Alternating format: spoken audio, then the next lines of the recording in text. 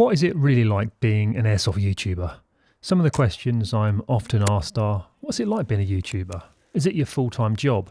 How much money do you make with 3 million subscribers?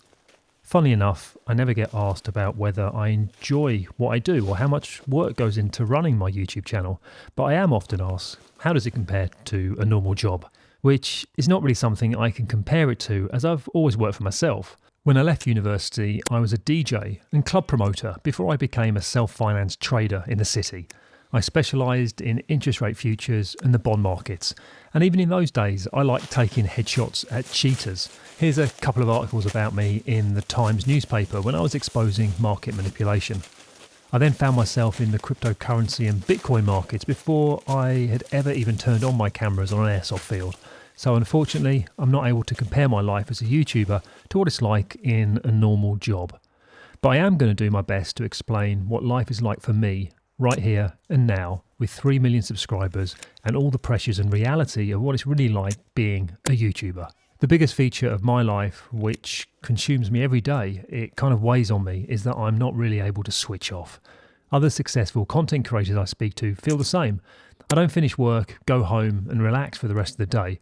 For me, I always have something I could be or should be doing, whether it's editing footage, replying to comments, answering DMs, emails with my business partners, interacting on Twitter, or coming up with new video ideas, or even hanging out in my Discord server with the community. By the way, I'm going to pop a link to my Discord in the description below this video if you want to join us in there. So, my life, it's a bit like a treadmill really. It feels like no matter how fast I run, the jobs to do are always there. And if I take a break, take some time off, I kind of have this constant nagging feeling of guilt that I should have been doing something. It kind of makes it hard to relax. I guess it's a weird feeling that is difficult to explain because to most people, it probably appears like I just swan about playing Airsoft and then throw some footage up on YouTube and everything falls into place. Now, look, don't misunderstand me. I'm not complaining here. These are really good problems to have, but there is this constant nagging feeling. There's just not enough hours in the day. So my week, what does it look like? It kind of starts off on a Friday when I'm planning for Airsoft. I'm sorting out my kit, making sure my cameras and batteries are charged, SD cards are clear, and packing to be ready for the game on Sunday. So it's not really much different to a normal Airsofter at this point, except I just have a ton of extra camera equipment to think about. On game day, I like to have all my mags loaded before I arrive, and this is mostly because I usually am approached by a lot of people when they realise I'm there at the field. People are asking for selfies, just wanted to chat and say hello, and I really do appreciate that time with fans of the channel. And although sometimes it can be a little bit overwhelming when I have lots to organise and get ready, so yeah, I do like to be prepared before I get there. Once games start, I imagine my day is much the same as any other player, except I have a bunch of cameras running. After game day, I head home and this is where the hard work begins. I usually start on Monday morning downloading all the footage from the cameras and begin to synchronise all the angles. This will take the best part of all day, especially as I'm also running my ghillie suit business at the same time. I'm answering emails, speaking with retailers and customers, as well as answering the seemingly endless treadmill of DMs on Instagram and Facebook. Now before my KMCS ghillie suit business, I tried to get out one video every week. But that's become almost impossible now. I aim for one every 10 days or maybe one every 2 weeks, which I can usually achieve. There is a lot that goes into it, and I do take a lot of pride in my edits. But I do find it really rewarding. It kind of feels like I'm building a catalogue of work, which I'll be able to look back on in 20, 30 years' time and remember all those cool places I visited and the great times I had. Kind of like, yeah, that's me. Yeah, I did that. I've been asked a few times whether I pay an editor to do it. No, I don't. I don't know, maybe I'd feel it was kind of like cheating if I did. I don't know, maybe one day I'll work with an editor, we'll see.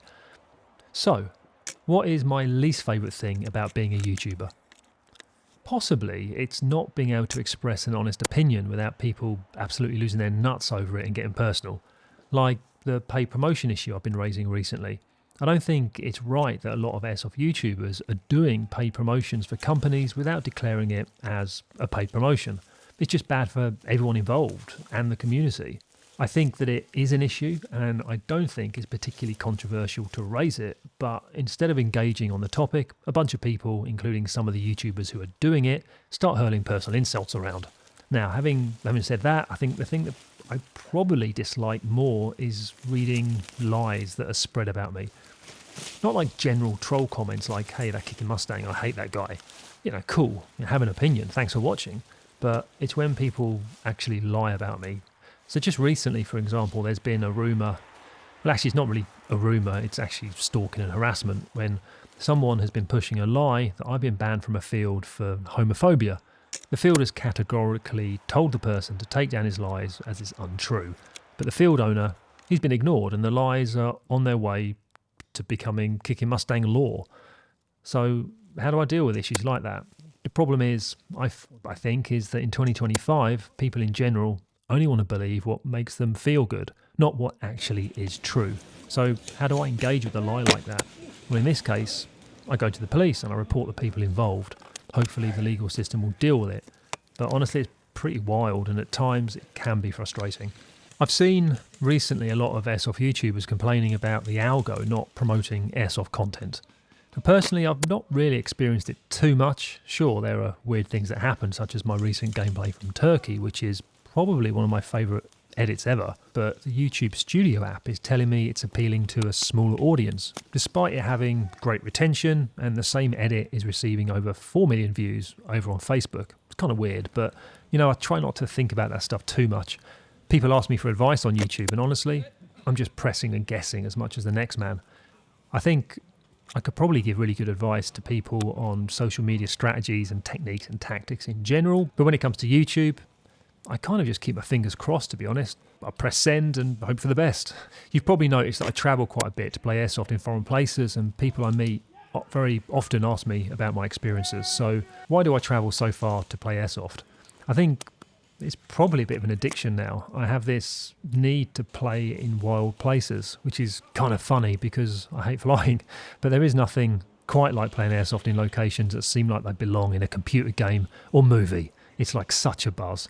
And I was watching last night the Arnold Schwarzenegger film Commando when he's going in on the beach in that dinghy and putting his kit on. And it reminded me of being back in Puerto Rico again, playing Airsoft with Alphonse. And, when I go and do that and I get the opportunity to meet so many people from around the world who support the channel, it's really humbling as well. Without these people, you people supporting the channel, I'd never get to go to these places that I've been to.